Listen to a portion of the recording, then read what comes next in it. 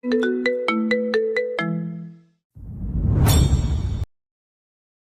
তলা থেকে ইরামের জবাব ভেসে এলো। তীর্যক হাসল সাইমন।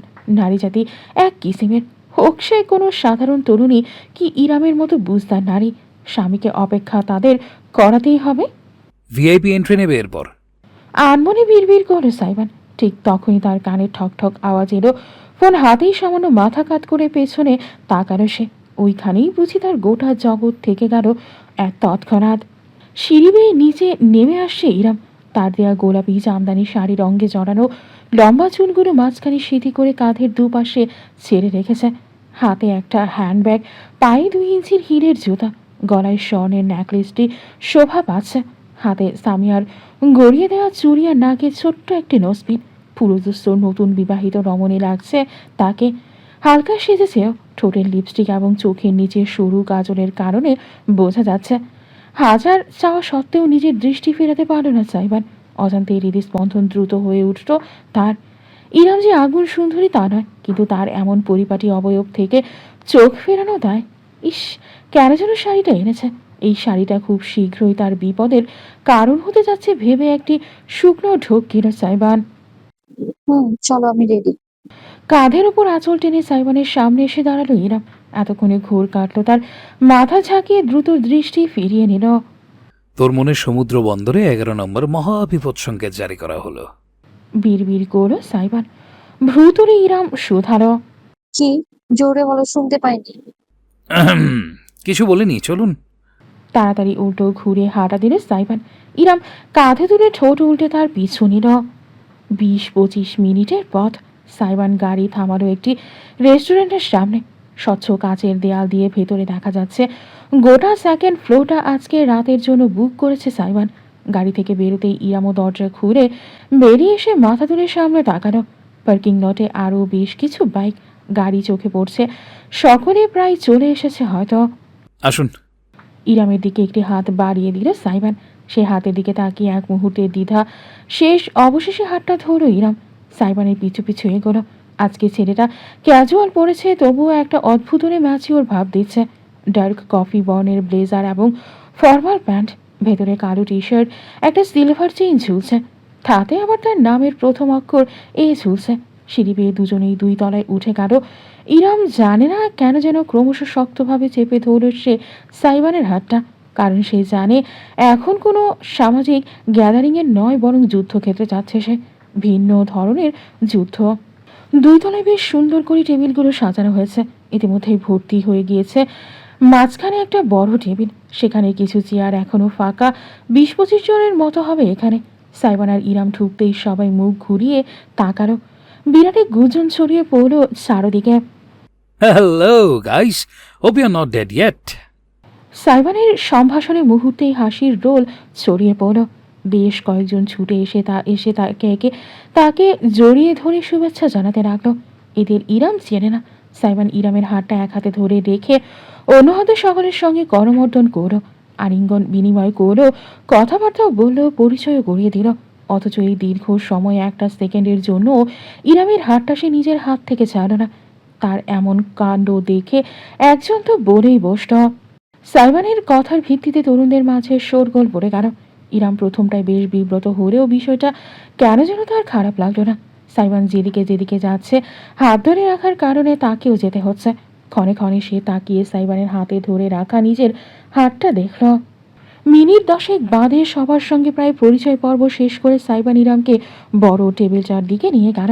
অনুরাগ আফনান নীরব সকলে আগে থেকে এখানে এসে বসেছে। সাইবান চেয়ার টেনে দিল ইরামকে। স্ত্রী বসতে এসে নিজেও তার পাশের চেয়ারে বসে পড়ল। যাক বাবা, অবশেষে সেলিব্রিটির দেখা পাওয়া গেল। আলাদিন, তোর সেরাক কোথায়? চেরাক বাসায় ঘুমায়। দোয়া কর যেন বাত্তি জ্বালিয়ে আবার কেঁদে না উঠে, না হলে মাকে নিয়ে ছুটতে হবে আমার পার্টি শেষ হওয়ার আগেই। একে অপরের দিকে তাকিয়ে অদ্ভুত অঙ্গভঙ্গি করে বন্ধুদের দল। তারপর আবার নিজেরাই নিজেদের কাহিনী বুঝে হাসাহাসি করে মরল। কিছু বলা উচিত ভেবে ইরাম বলল, তোমরা ভালো আছো? অনুরাগ, কি খবর তোমার? জি বৌদি, একদম জাক্কাস। ওয়েলকাম ড্রিঙ্কস হিসাবে লেমনেড সার্ভ করা হয়েছে। নিজের গ্লাসে চুমুক দিয়ে আর চোখে অনুরাগের দিকে চেয়ে সাইবান শেষে বলে বসল। যাওয়ার সময় আমার সাথে একটু আলাদাভাবে কথা বলবি। কেন? এমন গোপন কথা বলবি শুনি? সেটা তখনই জানতে পারবি। অশুভ হাসল সাইমন। অনুরাগ ওই হাসি আর ভুতুরে চোখের দৃষ্টিটা খুব ভালো করে চেনে। শিউরে উঠল সে। সাইমনের সঙ্গে সে কি এমন করেছে যে এভাবে বদলা নিতে চাইছে? মানুষের উপস্থিতির কারণে অবশ্য সেটা সরাসরি জিজ্ঞেস করা আর সম্ভবপর হলো না। বেশ খানিকটা সময় গল্পগুজব করার পর ওয়েটার এলো জিজ্ঞেস করতে মেইন কোর্স দিয়ে দেবে কিনা। সাইমন আশেপাশে তাকিয়ে বলল, সকলে এসেছে? কেউ আসার বাকি আছে আর? সবাইকে দেখেছি, শুধু তিতলিকে ছাড়া। আফরান টেবিলের একমাত্র খালি চেয়ারটা দিকে ইঙ্গিত করে বসল। সাইমনের চেহারায় একটা চিন্তার ছায়া ভর করল। গ্রুপে সবাইকে ইনভাইট করেছি, তোদেরকে তো আলাদাভাবেও বললাম। ওকে আসবে না? তুই ডাকবি আর আমি আসবো না, মেরে জিনি। সুরেলি মেয়েরই কণ্ঠস্বরা ঠিক পেছন থেকে ভেসে এলো। সকলে ছট করে ঘুরে তাকালো পেছনে। লাস্যময় ভঙ্গিতে হেলে দুলে ভেতরে প্রবেশ করলো তিতলি। চিকচিকে একটা পার্টির শাড়ি পরনে। কাকতালীয়ভাবে তিতলির শাড়িটাও গোলাপি রঙের, তার উপর সিলভার জড়ি ঝকমক করছে। ভীষণ জেল্লাদার রমণী। ভিড়ের মাঝে সবার আগে চোখে পড়ার মতন চেহারা এবং শারীরিক গঠন। চাপা কোমরে একটা কোমরবন্ধনী চিকচিক করে দুধি ছাড়াচ্ছে। বন্ধুদের দল ততক্ষণে মহাবিস্মিত, নীরব, জোরেই বলে বসল, তিতলি আর শাড়ি? আমাকে একটা চিমটি কাটতো আফনান। আমি স্বপ্ন দেখছি না তো? স্বভাবতই উপস্থিত অধিকাংশ পুরুষের দৃষ্টি তিতলিতে আবদ্ধ। মেয়েটি এমনভাবে হেঁটে বড় টেবিলের কাছে এলো যেন ফ্যাশন শোতে ক্যাটওয়াক করছে। সাইবার নিজের চেয়ার ঠেলে উঠে দাঁড়িয়ে হ্যান্ডশেক করার জন্য তিতলির দিকে হাত বাড়িয়ে দিলেও মেয়েটি এসে সোজা তাকে জড়িয়ে ধরে পিঠ চাপড়ে দিল। ইরাম তাকিয়ে আছে লক্ষ্য করে। ওপাশ থেকে মুখ বাড়িয়ে অনুরাগ বলল, তিতলি আমাদের স্কুল জীবনের বান্ধবী, তাই ওর সাথে আমরা অনেক ক্লোজ। ইটস ওকে, আমি বুঝতে পেরেছি। হাই, আপনাকে দেখার যে কত ইচ্ছা হয়েছিল জিনের কাছে শুনে, ফাইনালি আজকে দেখা পেলাম। আমি তিতলি চৌধুরী। ইরাম কি প্রিয়া, আমারও ভালো লাগছে। তুমি খুব মিষ্টি একটা মেয়ে তিতলি। গ্লস দেয়া ঠোঁটে বিরাট হেসে হেঁটে গিয়ে সাইবানের অন্য পাশের চেয়ারটা দখল করে নিল তিতলি। টেবিলে একমাত্র ওই চেয়ারটাই খালি ছিল বিধায় ইরাম কিংবা কেউ এই বিশেষ নজরপাত করল না। তিতলির আগমনের মধ্য দিয়ে যেন উত্তেজনা আরও বাড়ল চারদিকে। খাবার পরিবেশন করা হলো সবাইকে। গল্প করতে করতে খেতে লাগলো সকলে। তারপর বল, বিবাহিত যেমন কেমন কাটছে বন্ধু? শুরুটা করলো আফনান। সাইবান নিজের প্লেটের ফ্রাইড রাইস নড়াচড়া করে বলল, তুইও বিয়েটা সেরে ফেল, নিচে থেকেই বুঝে যাবি। ইস, আমার এত জলদিতে নিজের কপাল পোড়ানোর শখ নেই। হেসে উঠল সবাই। ইরাম এক চামচ খাবার মুখে দিয়ে চিবিয়ে তারপর বলল, কেন আপনার বিয়ে মানে কি শুধু কপাল পোড়ানো? তোমাদের জেনারেশন বিয়েকে অনেক বেশি ভয় পায়। তিতলি বলে উঠল। নিজের চামচ প্লেটে রেখে দুহাত দূরে ঝংকার খেলিয়ে বলল, নো অফেন্স, বাট জিনের বিয়েটা তো আর 5টা বিয়ের মতো খুব স্বাভাবিক নয়, তাই আর কি। ভ্রু কুচকে ফেলল সাইবান। মাথা কাত করে তিতলির দিকে তাকালো। স্বাভাবিক নয় মানে কি? তিতলি বেশ জোরেই কথা বলে। তার কণ্ঠ সবাই শুনতে পেয়েছে, তাই অন্য পাশে টেবিল থেকে একজন বলল, এতক্ষণ যাবৎ কেউ মুখ ফুটে মনের কথাটা বলতে পারেনি। তবে তিতলি শুরু করায় যখন এখন সকলের মাঝে গুঞ্জন ছড়িয়ে পড়ল। এমনভাবে বলছিস যেন পৃথিবীতে এর আগে কেউ কখনো সিনিয়র কোনো মেয়েকে বিয়ে করেনি। বুকে দুবাহু বেঁধে খানিকটা বিরক্তি নিয়ে বলে উঠল নীরব। তিতলি হাসল। ব্যাপারটা এমন নয় যে বিয়ে করেনি বা করা যাবে না, অবশ্যই যাবে। আমাদের ধর্মে জায়েজ করা হয়েছে, আমরা অস্বীকার করতে পারি না। তবে এই আধুনিক সময়ে এসে মনের দিক থেকে বিষয়টা একটু বেমানান। সেটাই বলতে চাচ্ছিলাম আর কি। কারণ দিন শেষে সবকিছুর আগে দরকার নিজেদের পার্টনারের সঙ্গে বোঝাপড়া আর মনের মিল। এখন তোর পার্টনার যদি তোকে সেই কমফোর্ট প্রোভাইড করতে পারে না পারে, তাহলে লং টার্মে সেটা ইনফেক্ট করবেই করবে। তিতলির পরপর অনন্যারাও বলতে লাগলো। এক এক টেবিলে রীতিমতো আলাপ আলোচনা শুরু হয়ে গেল।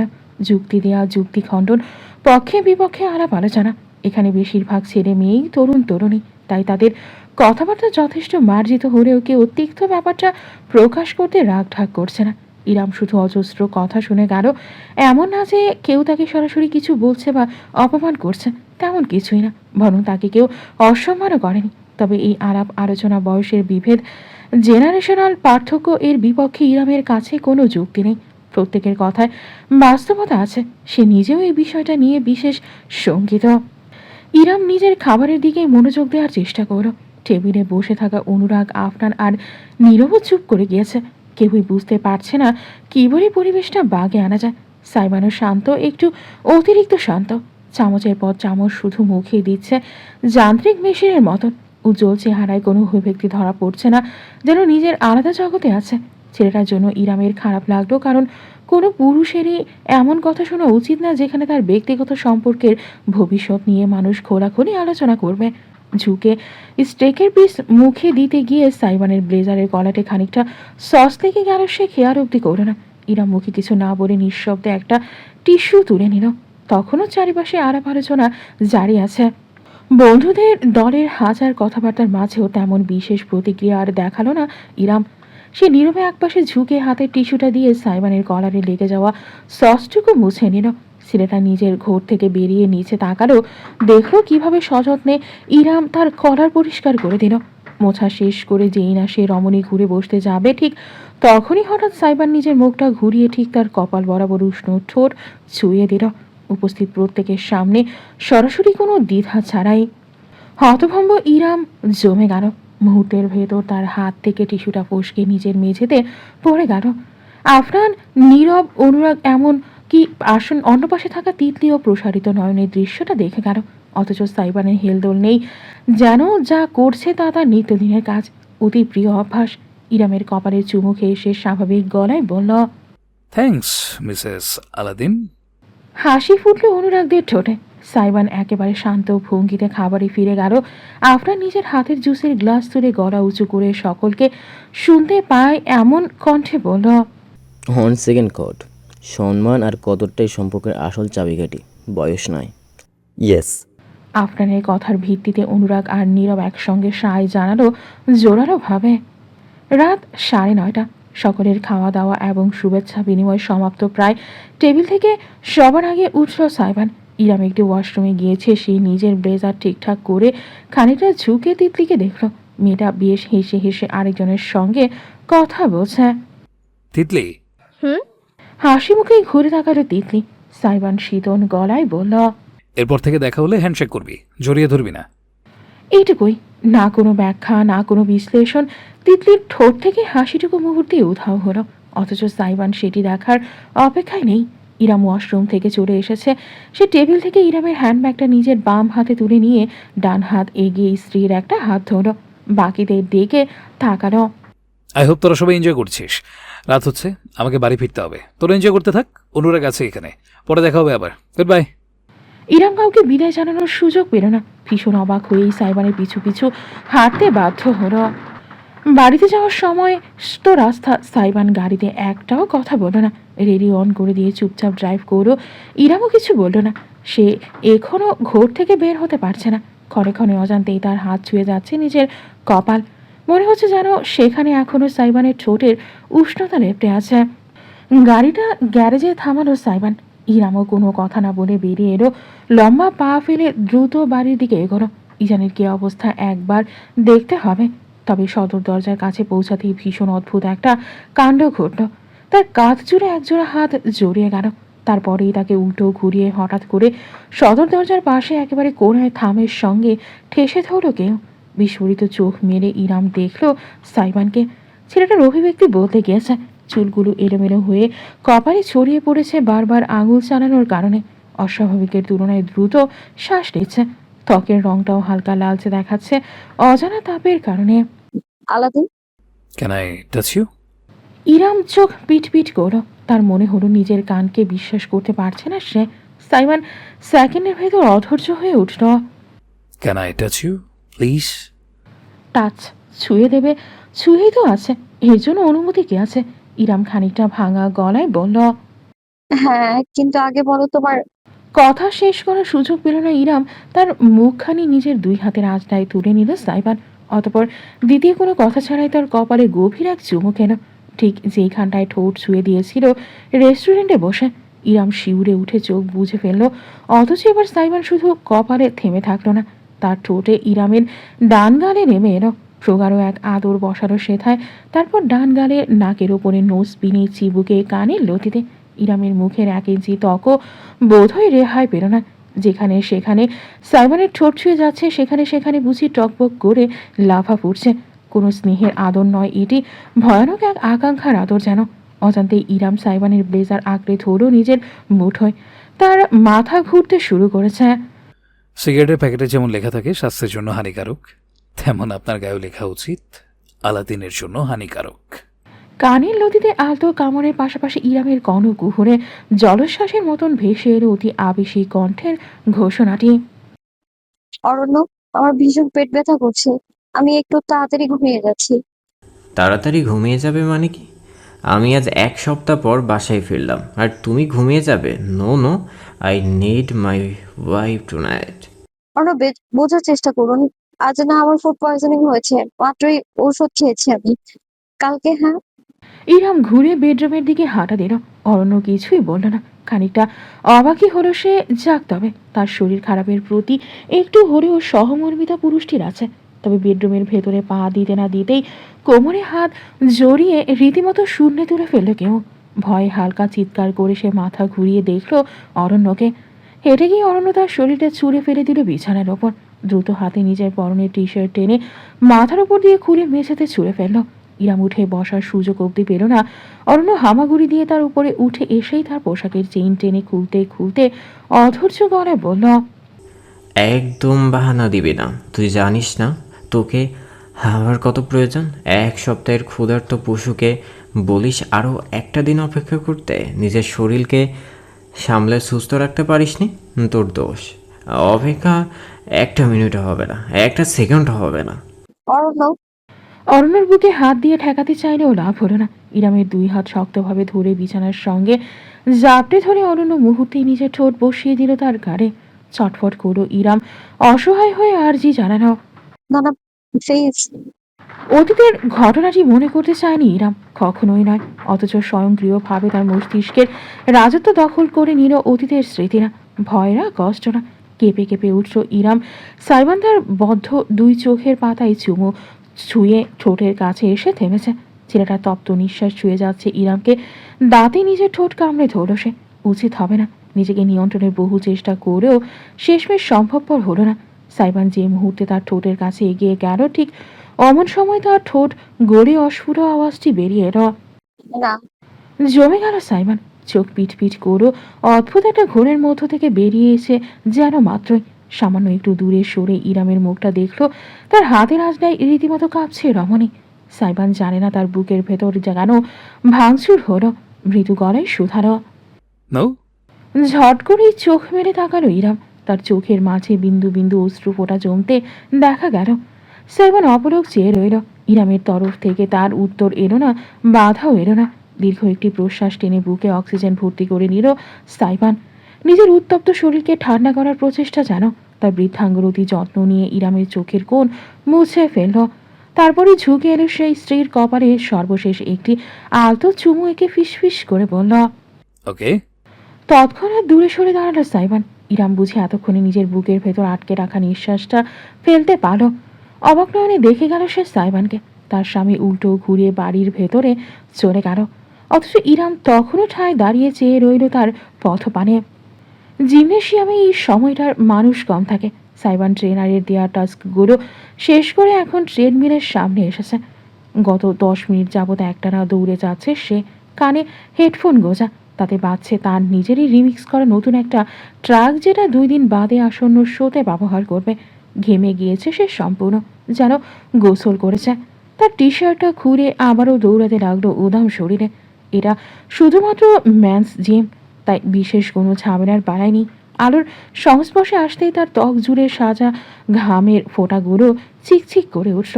প্রশস্ত বুক এবং তাতে শক্তিশালী মাংসপেশি দৌড়ানোর সঙ্গে সঙ্গে বিকশিত আবার সংকুচিত হতে লাগলো। আয়নার প্রতিফলনে নিজেকে দেখে সন্তুষ্ট ভঙ্গিতে হাসল সাইবান। এমনি এমনি পরিশ্রম করা হচ্ছে না তার। পাশে রাখা ফোনে একটা কল আসতেই দৌড় থামিয়ে হাঁটতে হাঁটতে ফোনটা কানে তুলে নিল সাইবান। অনুরাগ কল করেছে। হ্যাঁ, বল। ভারী নিঃশ্বাস ফেলতে ফেলতে বলল সাইবান। অনুরাগ ভনিতা করল না। আবি মিনাজ এসেছে, দেখা করতে বলছিল। এক মুহূর্তের জন্য থমকে গেল সাইবান। তার চেহারায় একটা আধার ভর করল। পরক্ষণে আবার সেই দূর করে হাঁটা জারি রেখে সে বলল, আচ্ছা, কোথায়? স্কুলের পিছনে বটগাছটার নিচে, 1 ঘন্টা বাদে। ঠিক আছে, আমি আসছি। You sure? দেখা হচ্ছে, রাখছি। ফোনটা কেটে দিল সাইবান। ট্রেডমিল বন্ধ করে প্রায় মিনিট খানিকের রেডিং ধরে রাখা নুয়ে দাঁড়িয়ে রইল। তারপর তোয়ালে তুলে জিমের বাথরুমে চলে গেল। সেখান থেকে ফ্রেশ হয়ে নতুন এক সেট পোশাক পরে তারপর বাইরে চলে এলো। স্কুলের দিকটায় যাওয়া হয় না তার বহুদিন, বোধহয় গত বছর শেষ হয়ে গিয়েছিল, তাও কিছু মিনিটের জন্য। হেঁটে বেরিয়ে গেছে। এই দেশের প্রতিটি প্রাপ্তবয়স্ক ছেলেমেয়ের মনেই নিজেদের ছোটবেলার স্কুল একটা আলাদা জায়গা দখল করে রাখে। সাইবানও সেই ক্ষেত্রে ব্যতিক্রম নয়। তবে স্কুলের স্মৃতিগুলো মিশ্র। এখানেই কলেজ শেষ করেছে, তারপর বিশ্ববিদ্যালয়ে ভর্তি। আবির মিজান দুজনেই তার একেবারে ছোটবেলার বন্ধু। সেই ক্লাস 3 থেকে বন্ধুত্ব। তারা সাইবান এবং অনুরাগ ছিল পুরো স্কুল থেকে কলেজ অবধি দাপিয়ে বেড়ানোর সব থেকে জনপ্রিয় বন্ধুদের গ্রুপ। যেমন তুখোর মেধা, তেমনি অংশগ্রহণ নাচ, গাছ, বিতর্ক সহ সব ধরনের ক্ষেত্রে। যে স্যাররা ক্লাসে বসে হাসাহাসি করার কারণে কান ধরে দাঁড় করিয়ে রাখত, তারাই আবার আড়ালে প্রশংসা করে বেড়াতো। অমুক ঢাকা বিশ্ববিদ্যালয়ে চান্স পাবে, তমুক বুয়েটে চান্স পাবে, ইত্যাদি ইত্যাদি। সাইবানের ক্ষেত্রে এমন ধারণা প্রচলিত ছিল। তার মা ডাক্তার, চোখ বুঝে সাইবান ঢাকা মেডিকেলে চান্স পাবে, এটা সবাই বলতে পারত। আর কেউ না হোক, সাইবান টিকবেই টিকবে। অথচ সাইবান টিকল না, ডাক্তার হতে পারল না। মাথা ঝাঁকালো সাইবান। আশেপাশে তাকিয়ে দেখলো কখন যেন স্কুলের কাছে পৌঁছে গেছে। বটগাছটা নজরে আসছে। দেয়াল ঘুরে যেতেই শান বাঁধানো গাছের নিচে নিজের ছোটবেলার অবিচ্ছেদ্য প্রাণগুলোকে দেখতে পেয়ে কেমন যেন লাগলো বুকের মাঝে। এগিয়ে গেল সাইবান। অনুরাগ চলে এসেছে, নিজের বাইকে হেলান দিয়ে দাঁড়িয়ে কথা বলছে হাসি মুখে। আবির হাঁটুর ওপর হাঁটু তুলে ঝাঁকাতে ঝাঁকাতে বাদাম ভাজা খাচ্ছে। মিজানও তার পাশেই বসে আছে। দুটো ছেলের বেশভূষায় অসাধারণ পরিবর্তন এসেছে। সেই শূন্য ছাড়া কিশোর নেই কেউই।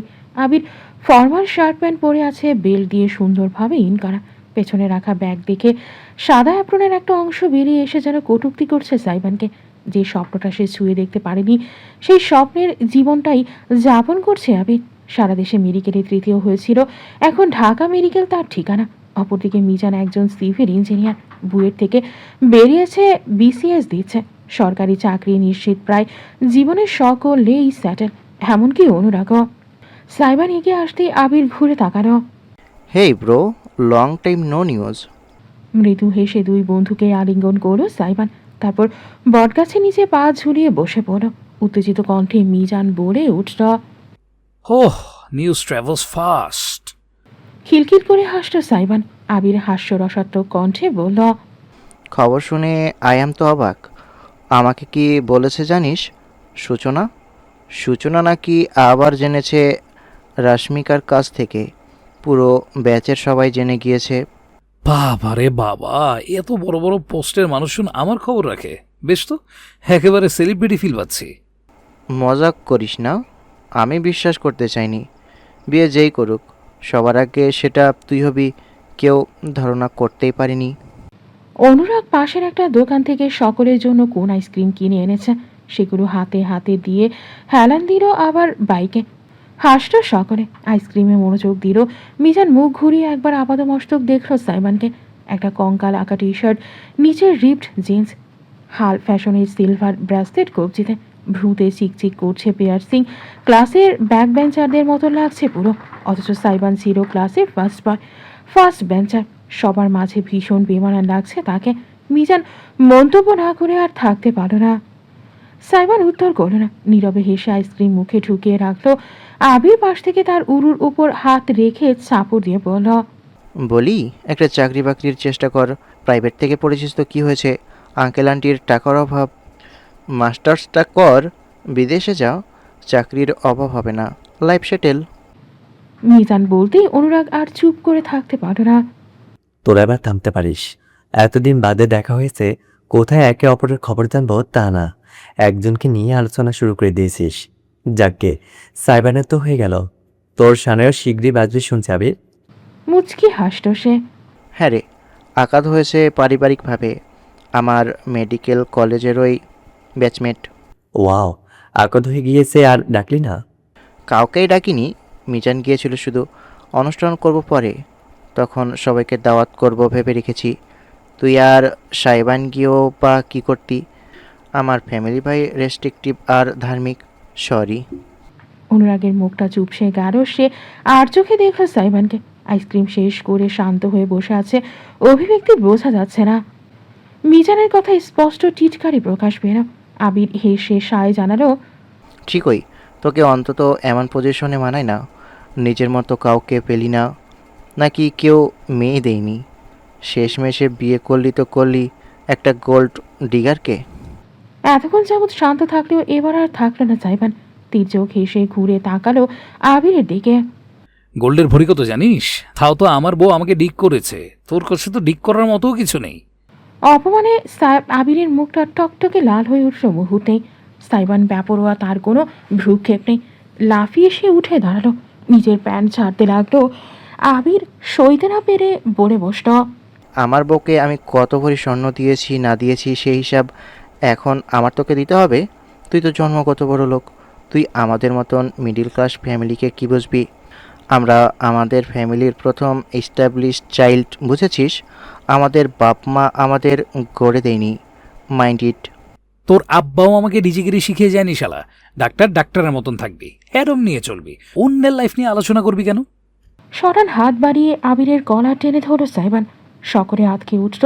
তীক্ষ্ণ চোখে এককালের বন্ধুকে দেখে মৃদু গর্জন তুলে সে বলল, যতক্ষণ আমার মধ্যে ছিলি আমি চুপ ছিলাম। আমার বউ ধরে টান দিলে শালা আমি তোর 14 গোষ্ঠী ধরে টান দেবো। তোদের মতো ডাক্তার ইঞ্জিনিয়ার হয়তো হতে পারিনি, তাই আমি বেশরম ডিজে। কিন্তু মনে রাখিস ডাক্তার সাহেব, তোর কলিজা যদি হাতি হয় তবে এই ডিজের কলিজা নীল তিমি। আমার নীল তিমিতে হাত দিতে চাইলে তোকে তোর অপারেশন টেবিলের উপরেই ফেলে সয়েস করব। একটু হাত কাঁপবে না আমার। সাইবান ঝটকা দিয়ে আবিরকে দূরে সরিয়ে দিল। বেচারা হঠাৎ এমন আক্রোশে ভরকে গিয়েছে। ঝট করে মিজানের দিকে ফিরলেও সে এবার, আর তুই মিস্টার সিভিল ইঞ্জিনিয়ার ওরফে সরকারি চাকরিধারী, তোর গার্লফ্রেন্ড কি যেন? ও সূচনা, রাইট? অক্সফোর্ডে আছে শুনলাম। বলছিলাম গত বছর দেশে এসে আমার ডিজে বাড়িতে গিয়েছিল, বলেছে তোকে? বলেনি? খুব সুন্দর একটা 7 হাত সমান লেটারও দিয়েছে। চকলেট, টেডি, বিদেশ থেকে ইম্পোর্টেড পারফিউম গিফট তোকে দিয়েছে। বাসা গিয়ে চেক করে দেখিস তো। কিন্তু সাইবান আর দাঁড়ালো না। হন করে হেঁটে গিয়ে এক লাফে চড়ে বসলো অনুরাগের বাইকের পেছনে। অনুরাগের ইশারা বুঝতে সময় নিল না। বাইকে উঠে হেলমেট মাথায় দিয়ে ইঞ্জিন চালু করলো। আবির শান্ত ভঙ্গিতে উঠে দাঁড়িয়ে তাদের দিকে তাকালো, গম্ভীর গলায় বলল, তোরা নিশ্চয়ই বুঝতে পারছিস যে তোদের সাথে আমাদের বন্ধুত্ব শেষ। অনুরাগ শুধু তাচ্ছিলের হাসি হেসে মুখ ফিরিয়ে নিল। এদের সাথে কথা বলতেও রুচিতে পারছে তার। অপরদিকে সাইবান মাথা কাত করে অতি শীতল ভঙ্গিতে তাকালো। সেই 9 থেকে 10 বছরের দীর্ঘ বন্ধুত্ব ভাসত তার চোখের পাতায়। ছোট ছিল, ভালো ছিল, অথচ বড় বেলায় সব বদলে গেল। Careful what you say bro. আরেকবার আমার ঘরের রানীকে তুলে কথা বলে দেখ, তোর জান শেষ করে দেব। সেখানে বন্ধুত্ব তো কোন ছাড়। বাইক এগোলো অনুরাগ। কেউ আর পেছনে তাকালো না অবধি সোজা বাইক ছুটিয়ে চলে গেল রাস্তা ধরে। সামিয়া তাড়াহুড়ো করে তৈরি হচ্ছেন। হাসপাতাল থেকে কল এসেছে, যদিও মাত্র আধ ঘন্টা আগে ফিরেছিলেন। এক্ষুনি আবার যেতে হবে। মানুষের জীবনের দায়িত্ব বলে কথা। এই দায়িত্বের অনেক ভার। আয়নার সামনে দাঁড়িয়ে অ্যাপ্রন গায়ে জড়িয়ে নিচ্ছিলেন, ঠিক এমন সময় পেছন থেকে তাকে আলিঙ্গন বেঁধে বেঁধে কাঁধে মাথা রাখলো কেউ। জমে গেলেন তিনি। আয়নার প্রতিবিম্ব দেখলেন সাইবানকে তার ঘাড়ে মুখ গুজে রেখেছে। কি হয়েছে? জবাব এলো না। সাইবান তাকে আরও শক্তভাবে জড়িয়ে ধরল। শুধু সামিয়া নাক মুখ কুচকে ফেললেন একটা গন্ধ টের পেয়েতে। তুই আবার স্মোক করেছিস? কতবার নিষেধ করেছি, তুই না কিছু মাস আগেও ছেড়ে দেওয়ার ট্রাই করেছিলি, আবার ধরেছিস কবে? উফ, just let me hug you ইয়ার। ছাড়, হাসপাতালে যেতে হবে, ফোন এসেছে, রোগীর অবস্থা আশঙ্কাজনক। সাইবান তৎক্ষণাৎ মাকে ছেড়ে দিল, দূরে সরে গেল। Fine, go to your hospital. এটুকু বলতেই ধপধপ পা ফেলে রুম থেকে বেরিয়ে গেল সে। সামিয়া অবাক হয়ে তাকিয়ে রইলেন। তিনি নিশ্চিত সাইবানের কিছু একটা হয়েছে, তবে এখন ঠিক দেয়ার মতন সময় নেই তার কাছে। রোগীর জীবন আগে, তাই তিনি ছুটলেন গাড়ির দিকে। মায়ের রুম থেকে বেরিয়েই সাইবান সোজা বেডরুমে চলে এলো। ভেতরে ঢুকতেই দৃশ্যটা চোখে পড়ল। বিছানায় বসে আছে ইরাম, তার কোলের উপর ঘুমন্ত ইজান। ছেলেকে কোলে দৌড়াতে দৌড়াতে এক হাতে ঝুঁকে ল্যাপটপে কি যেন দেখছে অত্যন্ত মনোযোগ দিয়ে। সাইবান দৃশ্যটার দিকে বেশ অনেকটা সময় একদৃষ্টে চেয়ে রইল। তারপর এগিয়ে গিয়ে বিছানায় উঠে পড়ল। ইরাম তাকে দেখে কিছুটা অবাক হলো। জলদি ফিরে এলে যে, বলে গিয়েছিলে রাত হবে আসতে। উত্তর করল না সাইবান, বরং অদ্ভুত একটা কাজ করলো। ইরামের কোল থেকে ইজানের ঘুমন্ত শরীরটা তুলে আস্তে করে বিছানায় থাকা বালিশের উপর রেখে দিল। তারপর দ্বিতীয় চিন্তা ছাড়াই চিত হয়ে স্ত্রীর খাড়ি করা কোণে মাথা রেখে শুয়ে পড়ল সে। হতভম্ব হয়ে গেল ইরাম, ফ্যালফ্যাল করে চেয়ে রইল। এই আলাদিন, কি হয়েছে? আমি পোটলার উপর জেলাস। বলে ইরামের উদরে মুখ গুজে পড়ে থাকলো সাইবান। রমণী কয়েক লহমা বুঝতে পারল না কি হচ্ছে। একবার বালিশের উপর ঘুমন্ত ইজান আর এখন কোলে মাথা রেখে শুয়ে থাকা স্বামীকে দেখল সে। একটি নিঃশ্বাস ফেলল সে, শেষমেশ হাত বাড়িয়ে সাইবানের মাথায় রাখল। তাকে দূরে সরিয়ে দিল না। ইরামের আঙুলগুলো সাইবানের মোলায়েম চুলের ভেতর বিড়ি কেটে চলল। হেড ম্যাসাজের মতন ইরাম অনুভব করল দুই বাহু জড়িয়ে ইরামকে এক প্রকার আঁকড়ে ধরে রেখেছে সাইবান। সব ঠিক হয়ে যাবে, আমি আছি। ঝুঁকে নরম গলায় বলল ইরাম। তার হাতে সাইবানের মাথায়, বাহুতে ইরামের স্পর্শ বুড়িয়ে গেল। প্রাণ ভরে প্রশ্বাস নিল সাইবান। আরামবোধক গুঙিয়ে বলল, no one can soothe me like you do, my precious. অনুরাগের বাসায় বসে প্লে স্টেশনে গেম খেলছে সাইবান। সময়টা সন্ধ্যার পর। এই সময়েই অনুরাগ অফিস থেকে ফেরে। ঢাকা বিশ্ববিদ্যালয় থেকে পড়াশোনা করে এখন একটা বেসরকারি বিশ্ববিদ্যালয়ের অ্যাসিস্ট্যান্ট প্রফেসরের পদে আছে সে। অনুরাগের মা কিছুক্ষণ আগেই সাইবানের জন্য বাটি ভর্তি নারকেলের নাড়ু আর শরবত দিয়ে গিয়েছেন। এও বলে গিয়েছেন আজ তার হাতের মাটন বিরিয়ানি না খেয়ে বাসায় না যেতে। এই ঘরে সাইবান পরিবারের সদস্যের মতো, তেমনি তার ঘরে অনুরাগ। সাইবান যতক্ষণ গেমের 7 নম্বর লেভেলটা টপকেছে, তখন তোয়ালেতে মাথা মুছতে মুছতে রুমে এলো অনুরাগ। গোসল করে এসেছে তাই খালি গা, শুধু একটা ট্রাউজার পরনে। কাঁধে তোয়ালে জড়িয়ে সে বন্ধুর পাশে বসে দুটো নাড়ু তুলে একসাথে মুখে পুরে দিল। অপর হাতে জয়স্টিক তুলে গেমে যোগদান করল। তোর গা থেকে লাক্স সাবানের গন্ধ আসছে।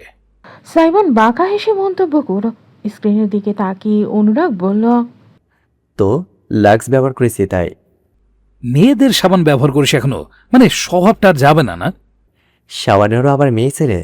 তাছাড়া তুই আমাকে এটা বল, তুই কিভাবে জানলি লাক্স সাবানের গন্ধ কিরকম? তীর্যক হাসল সাইবান, চোখ টিপ দিয়ে জানালো। I have my way. না পারতে হেসে ফেলল অনুরাগ। স্ক্রিনে থেকে দৃষ্টি সরিয়ে সাইবানকে দেখল পা ঝুলিয়ে ঝুলিয়ে নাড়ু খাচ্ছে আর মনোযোগ দিয়ে গেম খেলছে। হঠাৎ করে দেখল তার মুখভঙ্গি একদম বাচ্চাদের মতন মনে হয়। গায়ে গতরে হয়তো বড় হয়ে গিয়েছে ছেলেটা, তবে অন্তর থেকে সাইবান যেন আজও সেই শিশুটি রয়ে গিয়েছে। আজও তাই মনে হয় অনুরাগে। সে হঠাৎ করে মোলায়েম গলায় বলল, তোকে ইদানিং খুশি খুশি দেখায়। আমি তো সবসময় খুশি থাকি, ইদানিং কেন বলছিস? I meant genuine happiness.